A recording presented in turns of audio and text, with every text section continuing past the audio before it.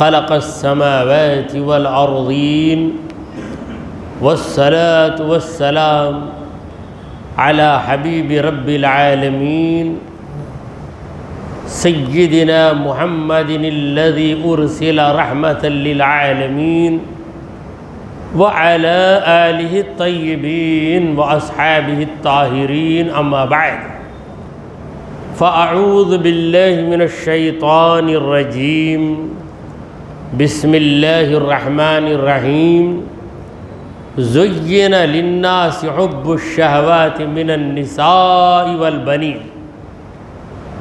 والبنين زين للناس حب الشهوات من النساء والبنين والقناطير المقنطرة من الذهب والفضة والخيل المسومة والأنعام والحرث ذلك متاع الحياة الدنيا والله عنده حسن المآب صدق اللہ مولانا العظیم۔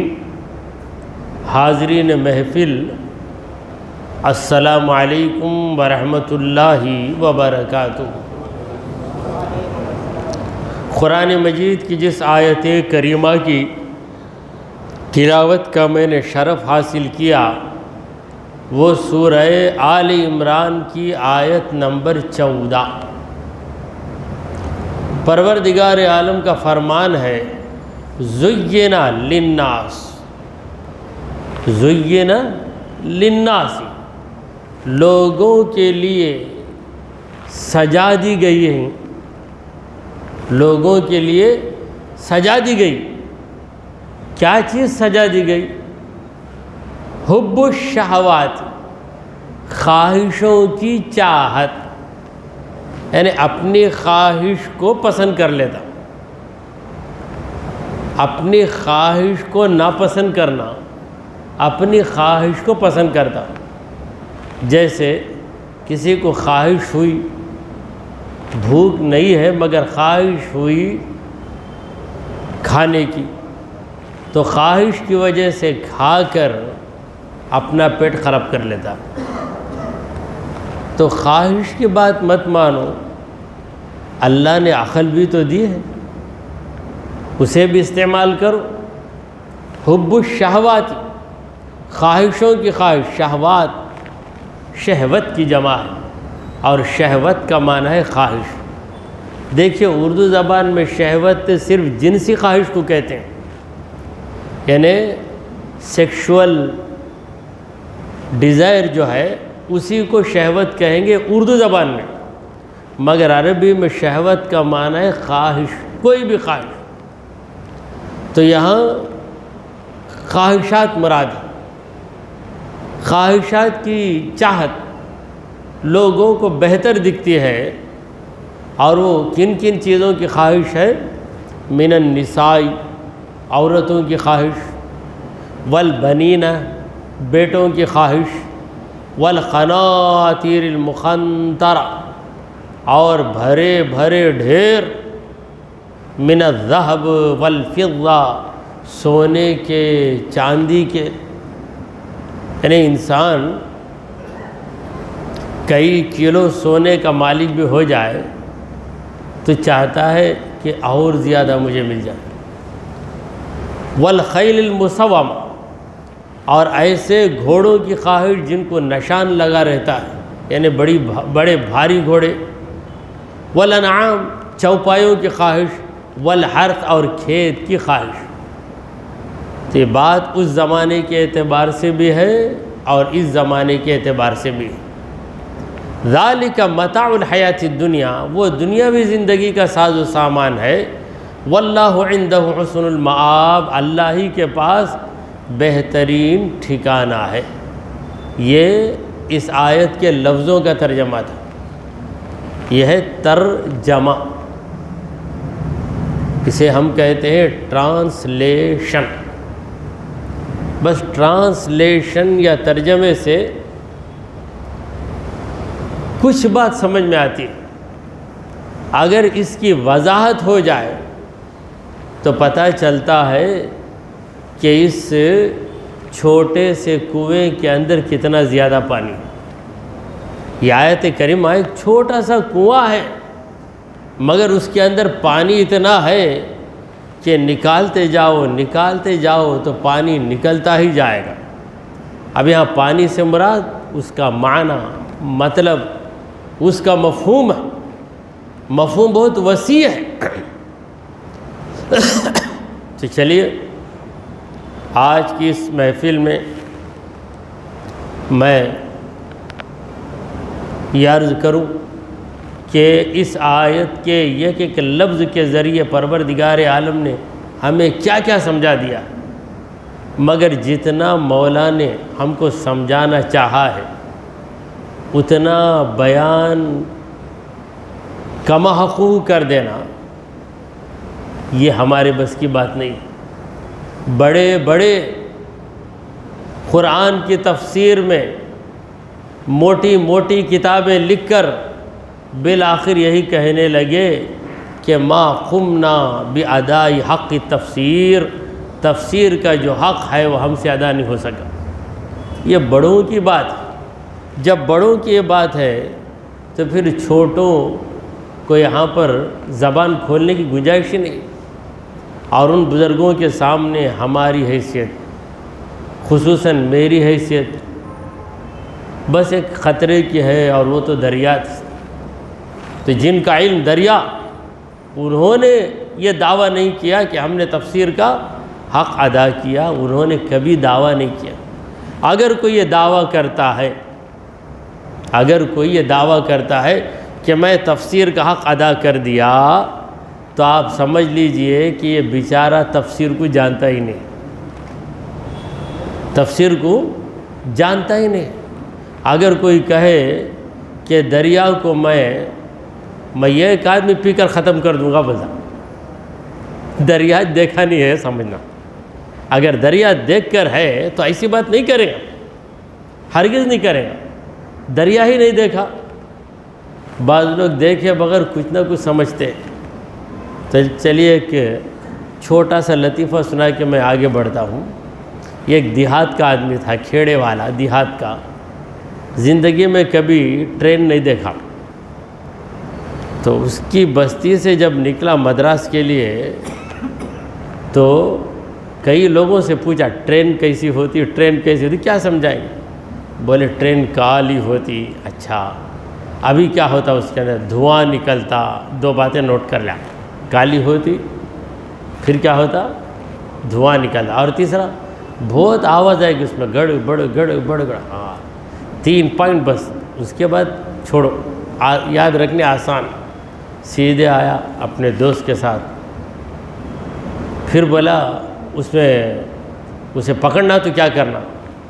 ٹکٹ رہی تو پکڑنے ہوگا۔ اچھا، تو آیا، آنے کے بعد اس کا دوست ٹکٹ دے کر، مدراس والا آدمی تو بزی رہتا ہے، مصروف رہتا ہے، بولا یہ رکھ لو، ٹرین آئے گی۔ اب ایک کھڑ کے دیکھا ٹرین کہاں ہے، تو وہاں پر ایک بہت بڑا آفیسر، کسی کی غلطی پر اسے بڑا غصہ آیا، وہاں کا آفیسر، وہ آدمی اونچا موٹا کالا تھا، آیا، سگریٹ بھی پی رہا تھا، اور غصے میں فٹافٹ شٹ پھٹ مار رہا تھا، گالیاں دے رہا تھا، انگریزی میں بول رہا تھا یوز لیس فیلو، ہوپ لیس فیلو۔ یہ دیکھا، تینوں شرطیں اس کے اندر، کالا بھی ہے، دھواں بھی نکل رہا ہے، سگریٹ پی رہا ہے نا، دھواں بھی، اور گڑبڑ بھی کر رہا ہے۔ کیونکہ اگر اردو یا زبان میں بولتا تو سمجھتا گڑبڑ کر رہا ہے۔ سیدھے دیکھا جا کے اس سے چپٹ گیا، بڑا چھوڑ، ٹکٹ ہے میرے پاس، بنا میرے پاس ٹکٹ ہے۔ وہ بول رہے ہٹ، کیا کر رہا ہے پاگل، مجھے ہٹا نہیں سکتا، ٹکٹ ہے میرے پاس۔ تو ایسے چند لوگ ہوتے ہیں کہ حقیقت کو نہیں جانتے۔ تو جس نے تفسیر کو نہیں جانا وہ دعویٰ کر سکتا میں تفسیر کا حق ادا کر دیا، مگر جو تفسیر کو جانتا ہے وہ کہے گا کہ قرآن مجید کے مفاہیم کا یہ عالم ہے کہ خود قرآن کہتا ہے کہ قل لو کان البحر مدادا لکلمات ربی، پورا دریا میرے رب کی باتوں کے لیے سیاہی بن جائے۔ سیاہی کا معنی آپ جانتے ہیں، انک۔ سارا سمندر کیا بن جائے؟ سیاہی بن جائے۔ لو کان البحر مدادا لکلمات ربی لنفد البحر قبل ان تنفد کلمات ربی، میرے رب کی باتیں ختم ہونے سے پہلے سمندر کا پانی جو سیاہی بن کے لکھ رہا تھا وہ پانی ختم ہو جائے گا۔ وَلَوْ جِئْنَا بِمِثْلِهِ مَدَدًا، اگر اس کے برابر دوسرا سمندر لائیں گے وہ بھی ختم ہو جائے گا۔ یہ میری بات نہیں، سورہ کہف میں ہے۔ بعض حضرات ہر جمعہ سورہ کہف پڑھتے ہیں، تو ہر جمعہ سورہ کہف پڑھنے کی برکت سے سورہ کہف انہیں یاد ہی ہو جاتا ہے، حفظ ہو جاتا ہے۔ قُلْ لَوْ كَانَ الْبَحْرُ مِدَادًا لِكَلِمَاتِ رَبِّي لَنَفِدَ الْبَحْرُ قَبْلَ أَن تَنْفَدَ كَلِمَاتُ رَبِّي وَلَوْ جِئْنَا بِمِثْلِهِ مَدَدًا، اگر ہم اس کے مثل ایکول ٹو دا سی، یعنی دریا کے برابر دوسرا دریا لے کر آئیں گے تو اس کا پانی بھی ختم ہو جائے گا، مگر میرے رب کی باتیں ختم ہونے والی نہیں۔ یہ ہے تفسیر۔ سامعین کرام، چلے اب اس وضاحت کے بعد آگے بڑھتے ہیں۔ پروردگار نے کہا زینا، زینا کا معنی سجا دیا گیا۔ یہ سجاوٹ، اس کا تعلق کس چیز سے ہے؟ آنکھوں سے ہے اور دل سے ہے۔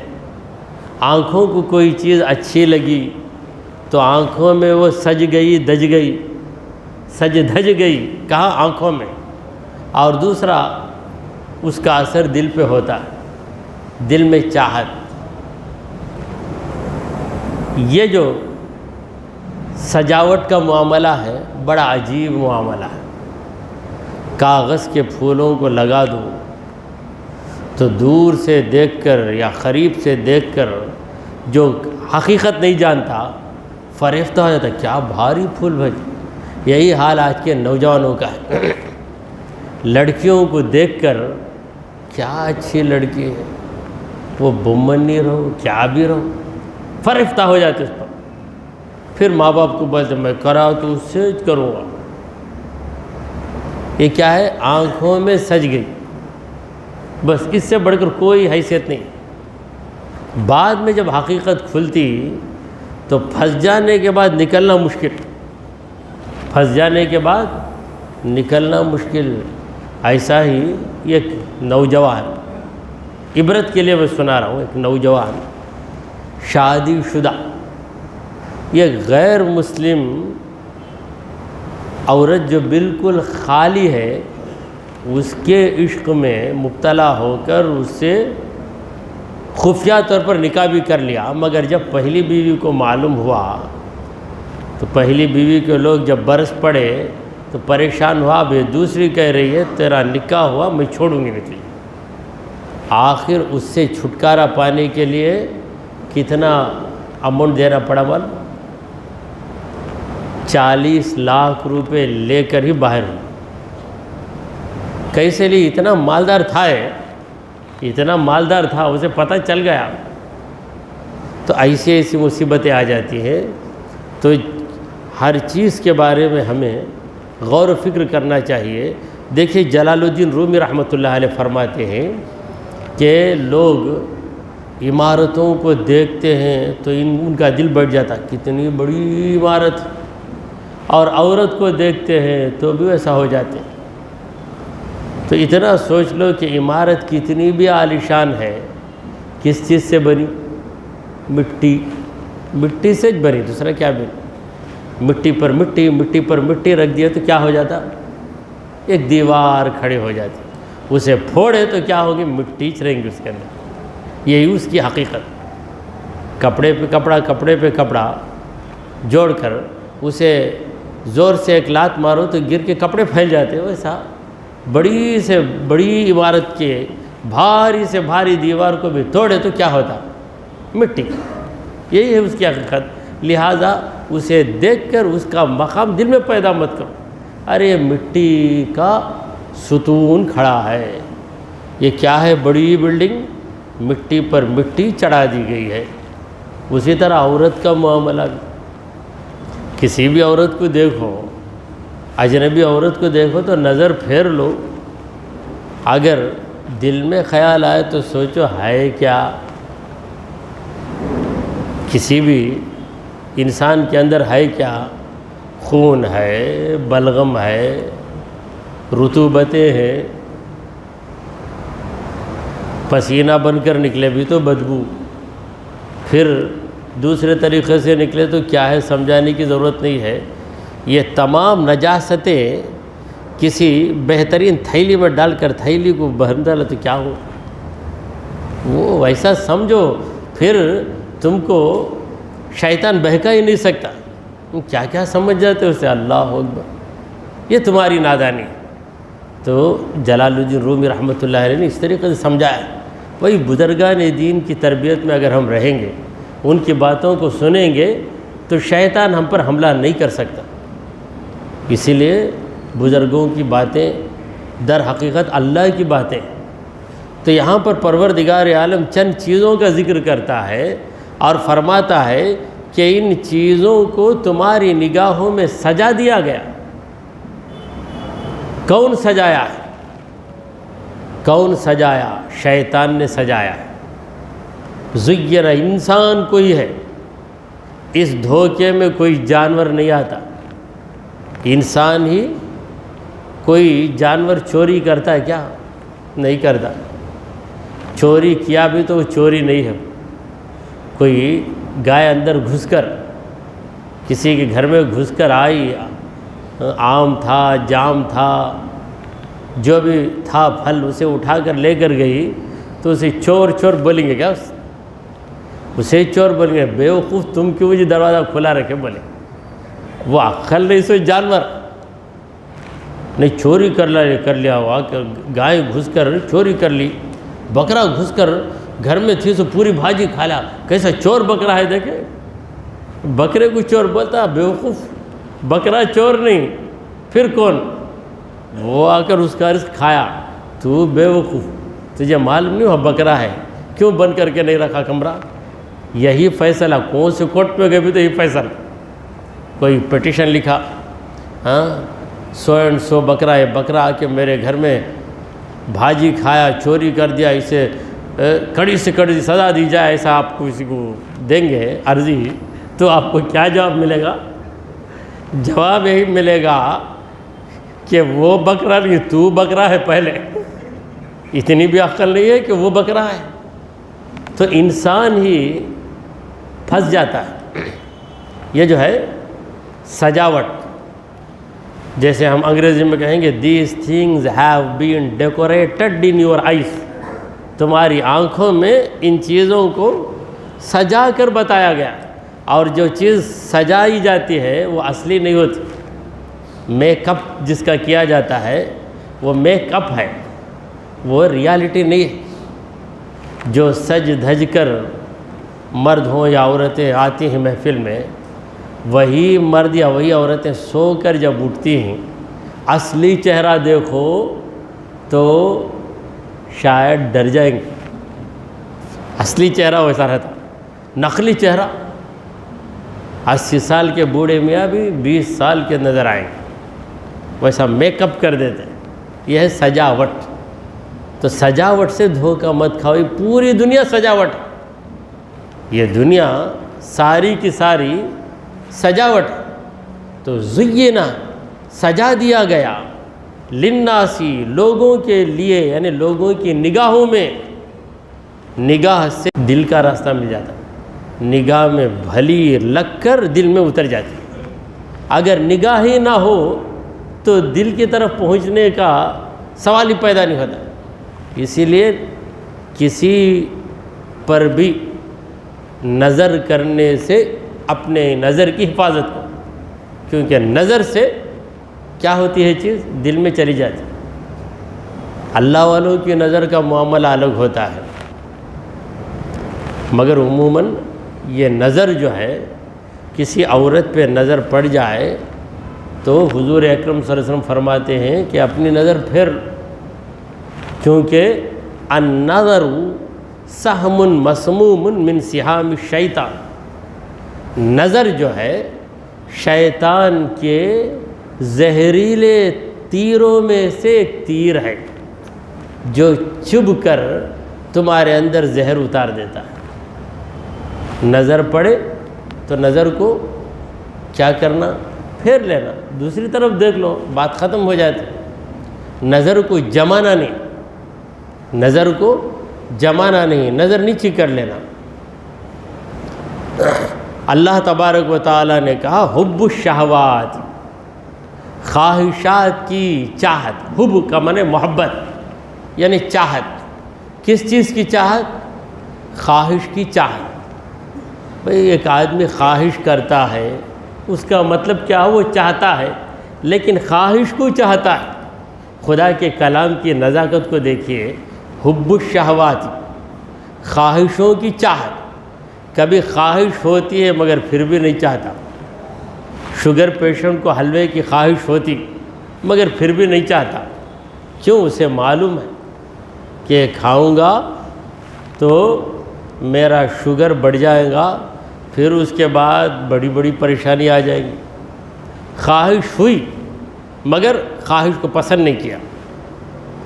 کسی کو خواہش ہوتی ہے، سامنے پیسہ رکھا ہوا ہے، کوئی غفلت میں رکھ کر چلے گیا، خواہش یہ اٹھا لیا تو آسانی سے آ جائے گا، لیکن خواہش کو پسند نہیں کرتا، فوراً مالک کو آواز دیتا ہے بھائی آؤ، یہ پیسہ تم چھوڑ دیا، یہ دیکھو پیسہ، نہیں تو پیسہ لے کے بھاگتا ہے، جا کے اس کے حوالے کر دیتا ہے۔ تو خواہش پیدا ہوتی ہے، اس خواہش کو اپنانا یا نہ اپنانا ہمارے اختیار میں، اسے اپنائے بغیر رہنا۔ جائز خواہش کو اپناؤ، ناجائز خواہش کو مت اپناؤ۔ جائز خواہش، اپنی عورت کے ساتھ جو خواہش ہو جائز خواہش۔ اسی طرح حلال طریقے سے آپ کو روزی ملی، بھوک لگی، خواہش پیدا ہوئی کھانے کی، تو اس خواہش کو اپنا سکتے ہیں۔ یہاں پر جس خواہش کی چاہت سے روکا گیا وہ ناجائز خواہش۔ تو خواہشات، کن کن چیزوں میں انسان کو خواہش ہوتی ہے؟ کن کن چیزوں میں انسان کو خواہش پیدا ہوتی اور انسان اپنی خواہش کو پسند بھی کر لیتا ہے؟ یہاں انسان سے مراد عام انسان ہے، اللہ والے نہیں، کیونکہ یہ خواہشات میں مبتلا ہوئے تو اللہ والے بن ہی نہیں سکتے۔ خواہش والا ہے، خدا والا نہیں۔ جو اللہ والا ہے وہ خواہشات کو رون کے رکھ دیتا ہے۔ تو یہ عمومی حالت ہے، اس حالت سے جب ہم باہر آ جائیں گے تو ہم اللہ والے بن جائیں گے۔ تو پہلی چیز جس کی خواہش انسان کے دل میں پیدا ہوتی ہے من النساء، عورتوں کی خواہش۔ عورت کے سلیکشن میں بھی لوگوں کے عجیب نظریے۔ کیا عجیب نظریے؟ بھائی دیکھو، گوری رہنا، اونچی رہنا، ایسی رہنا، ویسی رہنا، یہ سب کنڈیشنز لگاتے، مگر دوسری چیزوں میں وہ نہیں لگاتے۔ گوشت آ گیا بکرے کا، گوشت کھاتے۔ یہ بکرا کالے رنگ کا تھا، سفید رنگ کا تھا، پیلے رنگ کا تھا، نہیں پوچھتے گوشت اچھا ہے کیا؟ اتنا عورت ہے، عورت مرد کی خدمت کرے گی، مرد کے ساتھ رہے گی۔ تو پہلی خواہش جس میں آدمی مبتلا ہوتا ہے من النساء، عورتوں کی خواہش۔ تو عورت کی خواہش، اس کے کئی مطلب ہیں۔ ایک مطلب تو یہ ہے کہ عورت اسے پسند آ جاتی ہے، پسند آ گئی تو اسے اپنانے کی کوشش کرتا۔ اگر غریب آدمی ہے تو کرتا، نہیں ہوا تو چھوڑ دیتا۔ اگر طاقت والا ہے تو پھر اپنے سارے حربے استعمال کرتا۔ کسی بھی طرح کبھی عورت کو اس کے گھر سے اٹھا کر بھی لے چلے جاتے، یعنی جتنے غلط کام کرنا ہے کرنے کے لیے تیار ہو جاتا ہے ایک عورت کے لیے۔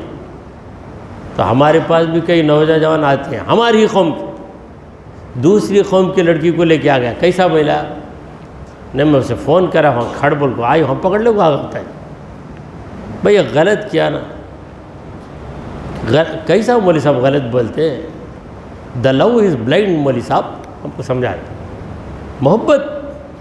محبت کیا اپنے کو معلوم ہی دینا کو بولا، محبت کیا معلوم ہی دینا اپنے کو، آپ ایسا بسا وہ رستے میں گئی نہیں ابھی بس۔ تو ایسی پریشانی عورت کی وجہ سے آتی ہے۔ سرکار دو عالم صلی اللہ علیہ وسلم نے فرمایا کہ النساء حبائل الشیطان، عورتیں کیا ہیں؟ شیطان کی رسیاں ہیں، شیطان کا جال، شیطان کا جال۔ اب مچھلی کو پکڑنا تو ہم کیا کرتے؟ جال کو بچھا دیتے۔ کسی پرندے کو پکڑنا بھی تو یہی کام کرتے، جال کو بچھا دیتے۔ جال بچھ جانے کے بعد اس کے اوپر ہم دانے پھیلا دیتے جال پر، تو یہ فوراً پرندہ اوپر سے آتا دانا چگنے کے لیے، آتا اٹک جاتا جال۔ اسی طرح مچھلی کو شکار کرنا تو ہم جال ڈالتے، تو مچھلی کو کیا پتہ ہے کوئی چیز ہے کھانے کے لیے آتی، قریب آتی تو اس کو پکڑ لیتے۔ تو ہم شکار کرتے ہیں مچھلی کا، ہم شکار کرتے ہیں پرندے کا، شیطان شکار کرتا ہے ہمارا۔ تو ہمارا شکار کرنے کے لیے اس کے پاس ایک جال، کیا جال؟ عورت کا جال۔ پہلی چیز عورتیں، یہ ایک مطلب ہے۔ دوسرا مطلب، ہر ایک یہ چاہتا ہے کہ میری عورت سب سے ٹاپ رہے، سب سے اعلیٰ رہے، اور فخر بھی کرتا ہے اپنے بھائیوں کو۔ ارے بھابھی بھی برابر نہیں، چھوٹا بھیا اس کی بیوی، میری بیوی کی بات آتی نہیں۔ تو عورتوں پہ فخر کرنا، عورتوں کی چاہت میں مرنا، تو یہ پہلی پریشانی ہے۔ تو اسے زینت کہا اللہ نے۔ زینت کا معنی کیا؟ سجاوٹ، دکھنے میں کچھ اندر کچھ بھی نہیں۔ دیکھیے دیوار ہے ہرے رنگ کی، بہت اچھی ہے، لیکن اندر کیا ہے؟ مٹی چھس کیا بھی۔ ہر عورت کے اندر وہی چیز ہے، رنگ بدلے گا، روپ بدلے گا، لیکن اندر وہی ہے۔ بکری کسی بھی رنگ کی رہے، اس کا چمڑا نکال دیا تو وہی گوشت، وہی ہڈیاں، وہی رگ، وہی خون، وہی گندگی، وہی چیز ہے سب کے اندر۔ تو عورتوں کی خواہش کی چاہت نگاہوں میں سجا دی گئی، اور اس کے بعد دوسری خواہش کیا ہوتی ہے آدمی کو؟ والبنین، بیٹوں کی خواہش، مجھے بیٹا ہونا۔ بیٹی ہوئی تو رنجیدہ ہو جاتا، بیٹا ہونا، بیٹا ہونا، اور بیٹا ہونے کے بعد بیٹے پہ بڑا ناز ہو جاتا، دوسروں کو حقارت کی نظر سے دیکھتا، میرے بیٹے کے جیسا نہیں ہو سکتا کسی کا بیٹا۔ یہ عادت تھی عربوں کے اندر، پرانے زمانے میں لوگوں میں یہ رجحان تھا، اور آج بھی یہ چیز پائی جاتی ہے، انسان کی فطرت ہے۔ عورتوں کی خواہش، پھر اس کے بعد بیٹوں کی خواہش، یعنی مجھے عورت بہتر سے بہتر ملے، اور پھر بیٹا میرا سب سے اونچا رہے، اور بیٹے پہ بھروسہ بھی کرنے لگ جاتا ہے۔ پھر اس کے بعد والخناطیر المخنطرہ، خناطیر خنطار کی جمع ہے، خنطار کا معنی ہے ڈھیر، مخنطرہ یعنی بھرا بھرا ڈھیر، ڈھیر سارا کیا ہونا؟ من الذہب، سونا۔ اصل کیا ہے سونا؟ پیلے پیلے پیلے ٹکڑے، دوسرا کچھ بھی نہیں، لال ٹکڑے، ذرا ڈارک ہوا تو لال ہو جاتا، پیلا ہو جاتا، اتنا ہی۔ اسے اتنی حیثیت ہم دے دیتے کہ بعض عورتیں تو خودکشی کر لیتی ہیں سونے کے لیے۔ سونا چلے گیا تو ہمیشہ کے لیے سونا پسند کر لیتے. من الذهب والفضہ، سونا اور چاندی اتنی مقدار میں ملے کہ ڈھیر سارا مل جائے. سرکار دو عالم صلی اللہ علیہ وسلم نے فرمایا کہ لو کان لابن آدم وادیان من ذهب لابتغى ثالثا، اگر حریص انسان کو سونے کے 2 بڑے بڑے میدان مل گئے اور اس سے پوچھا جائے کہ 2 میدان مل گئے بس کیا، لابتغى ثالثا، تیسرا میدان بھی مجھے مل جائے یہی آرزو کرے. 100 سورن ہے کسی کے پاس، 100 سورن ہے بس کیا، اب ایک 50 سورن دیے تو لے لیں گے کیا بھائی اچھی بات ہی تھا بھائی، دیے تو لے لینا. سننا کہ وہ حرص انسان کے دل میں ہے. انسان کی فطرت کو اللہ تعالیٰ بیان کر رہا ہے. والخیل المسومہ، اس کے بعد گھوڑے. اب اس زمانے میں گھوڑے نہیں، گھوڑے کا زمانہ گیا، گاڑی کا زمانہ آ گیا. گاڑیاں، بھاری بھاری گاڑیاں، 1.25 لاکھ کی، 1.5 لاکھ کی، 3 لاکھ کی. بچہ باپ کو پریشان کرتا ہے، 3 لاکھ کی گاڑی دے رہا ہے مجھے، کماتے نہیں یہ تو کیا. اور اسی طرح گاڑی لینے کے لیے قرض میں ڈوب کر، سود بھر کر، وہ کیا مزہ نہیں ملتا پتہ نہیں کہ گاڑی ذرا گھما لے.